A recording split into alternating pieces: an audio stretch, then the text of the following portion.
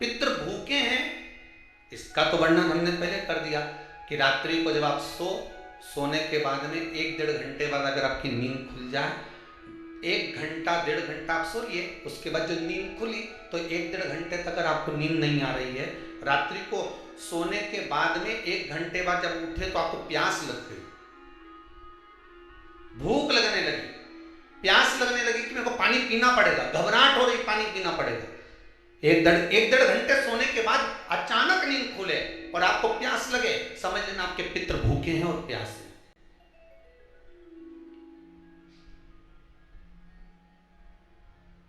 वो भूखे और प्यासे हैं, उनको जल की जरूरत है।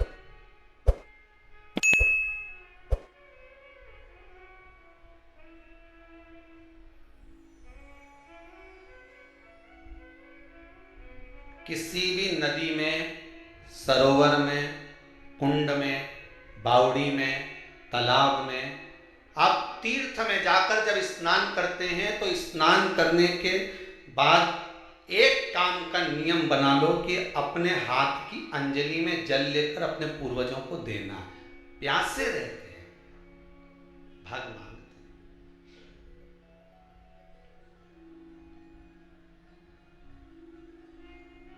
भग प्राप्त करना।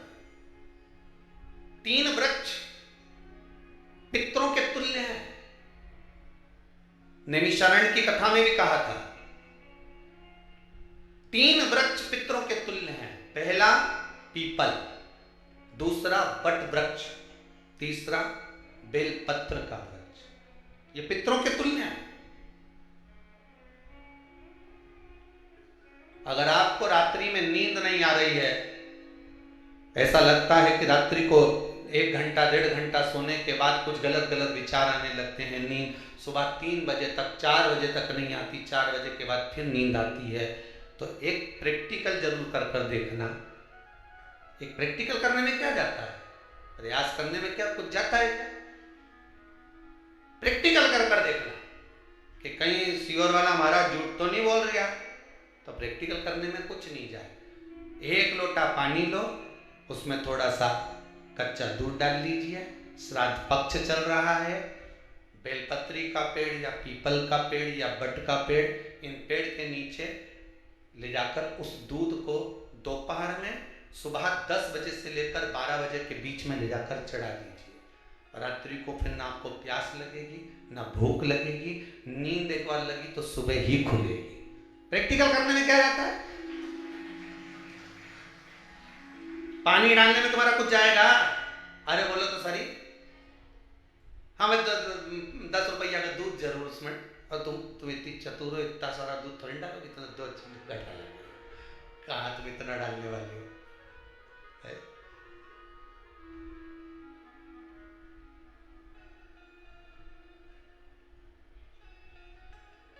कहा बहुत चतुर चतुर लोग हो रहे संसार में, हो भले पूजन पाठ नहीं करे पर नहीं का एकदम मिलने आ जाए ना, क्या अम्मा जी है क्या पाठ कर रही है, फिर वो भी बैठ गई तुरंत, अभी तो सोई थी,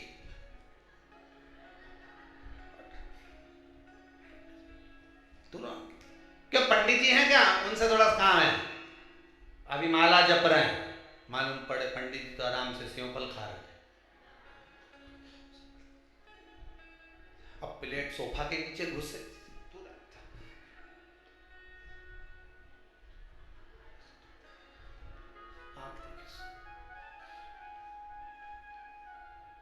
प्रैक्टिकल करने में क्या जाता, कुछ भी नहीं बिगड़ेगा, ये तो बस जल डालोगे तो तुम्हारा ही कुछ अच्छा हो सकता है, बाबा की कृपा है।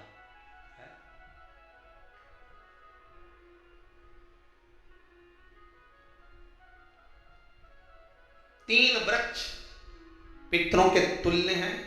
पहला जम के बोलिए पीपल, दूसरा वट वृक्ष, तीसरा बेलपत्री का वृक्ष। 3 पीपल के वृक्ष में 52,000 ब्राह्मण एक साथ निवास करते हैं, इसलिए पितृतुल्य है। वट वृक्ष ब्रह्मा जी के मस्तक से बना, इसलिए पितृतुल्य है। और बेलपत्री का वृक्ष माता पार्वती जी के अश्रु से बना। जब आंसू गिरे थे माता जगत जननी जगदम्बा पार्वती के, उस समय पर पितृलोक में हलचल उत्पन्न हो गई थी। हमारी नातिन की आंख में आंसू कैसे आ गए?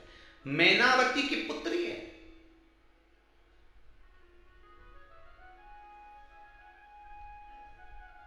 पितरों की नातिन, इसकी अश्रु कैसे गिर गए?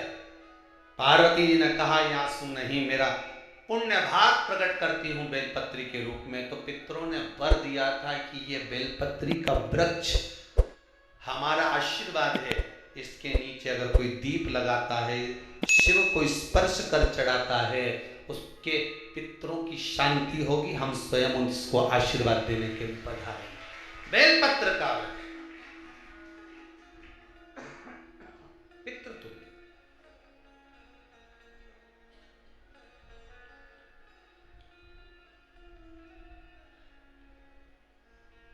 तो रात्रि को अगर भूख लग रही है, प्यास लग रही है, तो पितृदोष। दूसरा पितृदोष का लक्षण बताया, घर में कोई शुभ कार्य ना हो, वंश की वृद्धि ना हो। 1 रुपये कमाओ, 1.25 रुपये खर्च हो रहे हैं, पैसा 10 जगह से कमाई आ रही है पर घर में टिक नहीं पा रही है, आया गया, पितृदोष। जरा सी कटोरी पड़ी है, उसके पीछे विवाद चालू हो जाए, पानी ढुल गया, उसके पीछे विवाद हो जाए, या छोटी छोटी बात में घर में क्लेश मचा हुआ है, पितृदोष है। समझ लो हमारे पूर्वज हमसे खुश नहीं, प्रसन्न नहीं। कोई कहता है गुरुजी श्राद्ध बड़े बेटे को करना चाहिए कि छोटे को करना चाहिए? शिव महापुराण की कथा कहती है, अगर जायदाद का पूरा हिस्सा बड़े ने लिया हो और तुमने अपनी माता का दूध ना पिया हो तो एक ही को कर लेने दो। अगर माता का दूध पिया है और अगर एक अंगूठी भी ली है, जरा सा एक कपड़ा भी अगर सास का लिया है, तो श्राद्ध तो तुझे करना ही पड़ेगा, करना ही पड़ेगा। तूने मेरा दूध पिया है तो बिल्कुल जम के तो बोलो। अगर तुमने उनका कुछ खाया है तो अब एक काम और हो सकता है, गुरुजी वो श्राद्ध अगर हम नहीं करें और बड़े भैया करें और हम उन्हीं के यहाँ चले जाएं तो चले जा, मना कौन कर रहा है? पूड़ी का तेल तू ले जा, खीर का दूध 2 थैली तू खरीद के ले जा। जितना वहां वो सेवा करे उतनी सेवा तुम करो। गलत है क्या? जायदाद का भी तो हिस्सा किया था। सुई की नोक के बराबर नहीं दूंगा, ईंट इधर खसकी है तो हमारी इधर खसका दीजिए। हमारी बसियत में इतना लिखा है तो फिर बसियत में ये भी लिख के जाना चाहिए था। मैं तो क्यों सबके, तुम डरो मत ही रहे एक भी। जब छोरा छोरी के जब सब सामान, प्रॉपर्टी दो ना, जमीन दो ना, जायदाद दो ना, सारा सामान छोरा छोरी के दो, तो उनके लिख के भी जाओ कि हमारी श्राद्ध कर दे अच्छे से, नहीं तो भोजड़ी बन के सुताऊंगी।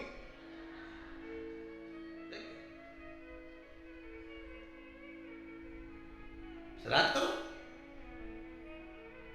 कितना दिया तुमको? बोलो, ईमानदारी से बोलना, कितना दिया? ढेरों। और एक बात बहुत अच्छे से कहूंगा, आप लोगों के जीवन में उतरे। अगर मायके में भाई, मायके में भाभी, मायके के लोग अगर आपके माँ बाप का श्राद्ध नहीं करते हैं तो बेटी भी अपने माता पिता का श्राद्ध कर सकती है। उसने भी दूध पिया है अपने माता पिता, पर वो श्राद्ध का भोजन कौन कराएगा? बेटी का पुत्र हो, बेटी की पुत्री हो, वो कराए। और नाम वो नाना नानी का ले करे। अगर वो नहीं कर रहे हैं, वो नहीं समाजते, वो नहीं जानते, तो आप करो, वो करे। 2 भाग होते हैं। जब एक रोटी गाय के मुख में दी जाती है, गाय के मुख में जब हम रोटी देते हैं, एक रोटी जब देते हैं, या तो गाय के मुख में 16 श्राद्ध में जब रोटी देते हैं तो रोटी को बीच में से तोड़कर, रोटी का जो भाग होता है उसको, मतलब ऊपर से फुलका का परत नहीं निकालना है, रोटी जो सीधी सीधी है ना, जैसे ये रोटी है तो इसको बीच में से तोड़ लिया, 2 भाग विभाजित कर लिया, नीचे वाले भाग में भी थोड़ा सा गुड़ शक्कर रख लिया, ऊपर वाले भाग में भी गुड़ शक्कर रख लिया, एक के ऊपर एक रोटी को रख लिया, वो गाय को दी। तो अपन श्राद्ध पक्ष में 2 पूड़ी का प्रमाण है कि गाय को 2 रोटी दी जाती है, कुत्ता को 2 रोटी दी जाती है, 2 पूड़ी रख के देते आप लोग तो देते होंगे, 2 पूड़ी के ऊपर पूड़ी रखकर, थोड़ा सा मीठा रखकर, नमकीन रखकर, कुत्ते को भी देते, 2 पूड़ी तोड़कर काका को भी देते। 2 पूड़ी का प्रमाण कहां से आया? 2 भाग रोटी के टुकड़े का प्रमाण कहां से आया? श्राद्ध पक्ष में ही ऐसा क्यों किया जाता है? बाकी के समय पर तो कोई ऐसा 2 पूड़ी का प्रमाण नहीं, पर श्राद्ध पक्ष में ये क्यों कहा जाता है कि पूड़ी के ऊपर पूड़ी रख दे, उसमें मीठा रख दे, खीर शक्कर रख दे, गाय को दिया, कुत्ते को दिया, कागा को दिया, ऐसे क्यों कहा जाता है? उसका कारण क्या होता है? उसका केवल एक कारण है, जो नारी ने भोजन का निर्माण करा है, जो घर की बहू भोजन बनाई है, जो घर की बेटी ने भोजन बनाया है, घर की माता ने भोजन बनाया है।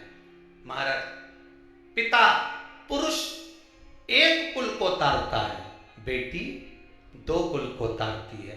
जब श्राद्ध पक्ष में 2 भाग रोटी के कर गाय को देती है तो 1 भाग तो उसके ससुराल वालों को मिलता है।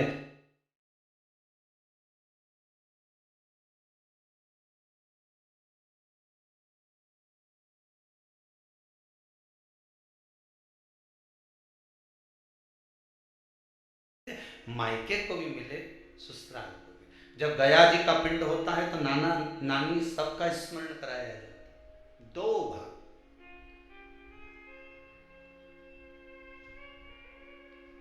पुण्यता। अब लोगों को मालूम तो है नहीं कि 2 पूड़ी क्यों रखते हैं, उसका कारण वर्णित है शास्त्रों, दोनों पक्ष ताकने के लिए, दोनों पक्ष का स्मरण कराने के लिए। महाराज, बिंदु प्रेत योनि में पड़ा, चंचुला देवी उनके मोक्ष का प्रयोजन कर रही है, प्रयास कर रही है। क्या करा जाए कि इनको मोक्ष मिल जाए? कहा शिव महापुराण की कथा। पार्वती मैया की सहेली बन गई और पार्वती मैया ने शिव महापुराण में प्रेत योनि से मुक्त होने के लिए कहा, तुम रुका जी क्या जाओ, देव ऋषि नारद के पास जाओ। नारद जी ने तुमरुका जी के पास भेज दिया। क्यों? नारद जी जानते हैं मैं कथा नहीं कर सकता, मैं कथा सुन सकता हूं पर कह नहीं सकता, कहने के लिए मुझे बैठना पड़ेगा, सुनने के लिए हो सकता है कि मैं चले जाऊं, वापिस आकर बैठ जाऊं।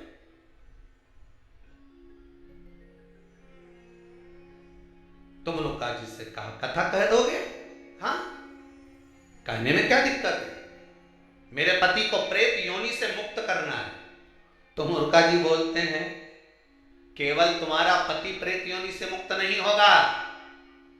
तुमरुका जी ने शिव महापुराण में कहा, सुनो चंचुला देवी, केवल एक व्यक्ति शिव पुराण से नहीं तरता, इस बिंदुक जैसे ना जाने कितने प्रेत इस वायुमंडल में घूम रहे होंगे, ना जाने कितने पितर, ना जाने कितने आहूत, ना जाने कितने वासुक इस वायुमंडल में घूम रहे होंगे। तुम्हारा पति तुमको दिखा नहीं, तुम्हारा बिंदुक तुम्हें कभी नजर आया नहीं, फिर कारण क्या था? बस मन में शांति नहीं है, घर में सारा सुख है पर हृदय में शांति नहीं, समझ लो पितृदोष है। क्या करा जाए फिर? क्या करोगे महाराज? हृदय शांति, हृदय केवल एक अकेला बिंदुक शिव महापुराण की कथा सुनकर नहीं तरेगा। तुमरुका जी कहते हैं जिस समय पर मैं शिव महापुराण की कथा कहूंगा, सुनो चंचुला देवी, इस संसार के इस भूमंडल पर मृत्यु लोक में जितने भी जीव इस संसार सागर में भटक रहे होंगे, शिव महापुराण की कथा सुनकर वो भी तर जाएंगे। ये अकेली बिंदुक को तारने वाली नहीं है, इस मृत्यु लोक में जो विराजमान। आज भी नियम है महाराज, श्राद्ध का भोजन टेबल पर नहीं कराया जाता, श्राद्ध का भोजन ब्राह्मण को कुर्सी पर बिठाकर नहीं कराया जाता, श्राद्ध का भोजन आज भी प्रमाण है कि ब्राह्मण के लिए भूमि पर आसन लगना चाहिए और जमीन पर बैठकर कराना चाहिए। तब क्यों? क्योंकि इस भूमि पर बैठकर जब भोजन कराएंगे, इसी भूमि से ना जाने कितने पितृ गए, कितने तर्पण हुए, कितनी तिलांजलि हुई, इसी भूमि से, इस रज से, इस कण से ना जाने कितने जीव चल गए। अब लकड़ी पर या टेबल पर या कुर्सी पर बैठकर ब्राह्मण को भोजन कराने का प्रमाण नहीं है। अब आपका फैशन ज्यादा हो गया तो बात दूसरी है। पंडित जी ऊपर बैठ के खा लोगे क्या? पंडित जी तो बोलेंगे अच्छा है, खिला दो।